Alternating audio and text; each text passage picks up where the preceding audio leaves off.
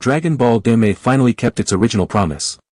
Dragon Ball began as a primarily episodic gag anime that followed Goku and Bulma as they traveled from one interesting and strange location to another in search of the eponymous relics. Over time, it naturally evolved into the action-packed battle shonen fans around the world adore. However, the early days of the series still hold plenty of value, which is why fans of the era were excited when it seemed like Dragon Ball Daima would be paying homage to it. Despite a promising, if bumpy, start, Daima has not been at all what it initially promised, and instead has fallen back on Super Saiyans, explosive fight scenes, and bickering between Goku and Vegeta. In the series' biggest twist yet, Episode 13 of Dragon Ball Daima, Surprise, is representative of what the anime should have been all along. Dragon Ball Daima took its time getting started. Dragon Ball Daima was at its most consistently strong during its first few episodes.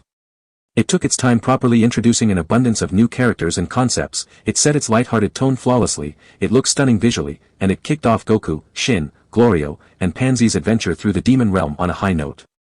All the lore explained to fans in episodes 3 through 5 worked to make the Demon Realm one of the most fascinating locations in DB history. Glorio and Pansy were unique and likable additions to the cast, and scenes like Goku's bar fight, the Dragon Team's encounter with the elderly shopkeepers, and Goku's first meeting with King Kaden all felt straight out of classic Dragon Ball.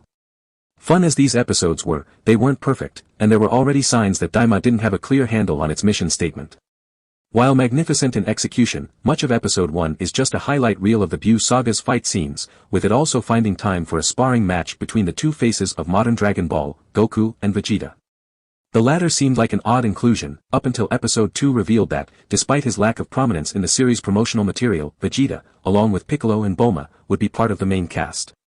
The entire time Goku and his new quartet were traveling together on their own, and developing unique dynamics and relationships with one another, the shadow of these three iconic characters hung over them.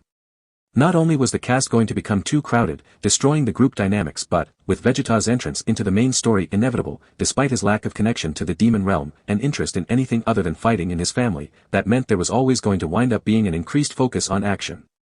Dragon Ball Daima also never fully capitalized on the idea of exploring varied locations in the Demon Realm.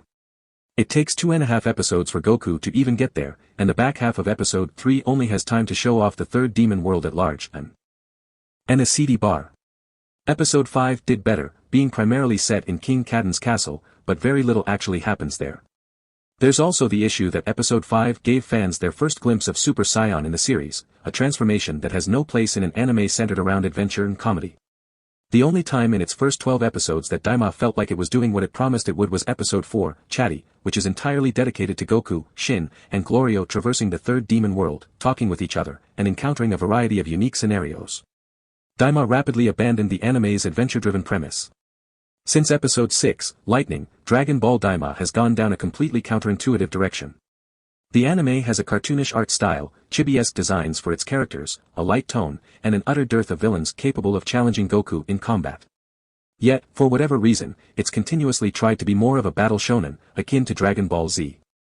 While Goku's initial clashes against the denizens of the third demon world, the gendarmerie, and King Kaden's soldiers emphasized intricate martial arts choreography, inventive uses of the power pole, and slapstick, most fights is more recent episodes of Daima ask fans to take them seriously, and they just aren't up to the task.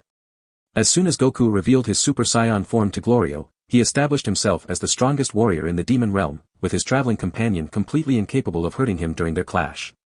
Gorgeously animated as Goku's subsequent fight against Tamagami 3 was, it further cemented how Goku was far too overpowered to be going on an adventure like this, as he defeated the Dragon Ball's guardian with ease. Vegeta's fight against Tamagami 3, which was spread across 2 episodes, was even worse, as his use of Super Saiyan 3 exemplified the over-the-top action that Daima was meant to be an escape from, established that he and Goku weren't any weaker after being turned into kids, but stronger than ever, and did nothing to compensate for Vegeta's historically boring fighting style. Majin Buu's humorous fight against Tamagami 1 is at least more tonally in line with the anime's first few episodes, but it was still completely removed from the series' premise. Dragon Ball Daima's newest episode is the best in the series yet. Episode 13 of Daima is a whimsical standalone adventure. Following the nadir of Daima's quality that was the birth of Super Saiyan 3 Vegeta, Episode 13, Surprise, lives up to its name, as it's an absolute delight. Set on planet Mega, the second most dangerous world in the Demon Realm, Goku and his now massive traveling party are forced to contend with the dangers it poses. This includes its main inhabitants, giants known as Magaths, the animals who reside there, and the gargantuan objects and environment around them. At long last, there is finally an episode almost fully dedicated, the heroes spending time in a distinct location, and engaging with it. If you made it this far, please subscribe to my channel. It will go a long way to support me in creating more videos, thank you. From beginning to end, everything about episode 13 embodies the sense of fun and magic that Daima was always meant to. The anime's art and animation are almost always spectacular, but Surprise takes things to new heights, as it delights in playing with the scale of Mega. This is done during the brief but joyous sequences of the Dragon team exploring the planet, and the multiple action sequences. Seeing Goku fight a band of giant, rabid, demon hamsters is funny enough, but it's even funnier how he refuses to overwhelm them with his power because he doesn't want to hurt them. Goku's face-off with a demon dog is charming for the opposite reason, as it's impossible not to giggle at him ruthlessly, but cartoonishly, firing a Kamehameha at the poor puppy. The final face-off of the episode, between Goku, Vegeta, and Piccolo, and a Megath schoolboy, is the best fight in the series, so far. This isn't just because of how well choreographed it is, or how it takes advantage of the size of the Megath and his school supplies, but because of how well it fits the original vision for Daima, and how it mitigates one of the series' biggest issues. None of the Tamagami fights have felt like they belong in an adventure anime, but rather like battle shonen fights transplanted into one. By contrast, a trio of ultra-powerful warriors struggling to survive against what's ultimately a normal child, and having to dodge attacks from his ruler and schoolbooks, is the exact type of weirdness that belongs in a fantasy story. This is also the most challenged Goku has been in the anime thus far, and it's entirely because the fight removes power levels from the equation.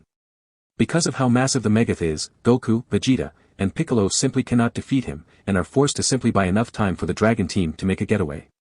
Also adding to the episode are Neva, Bulma, and Pansy.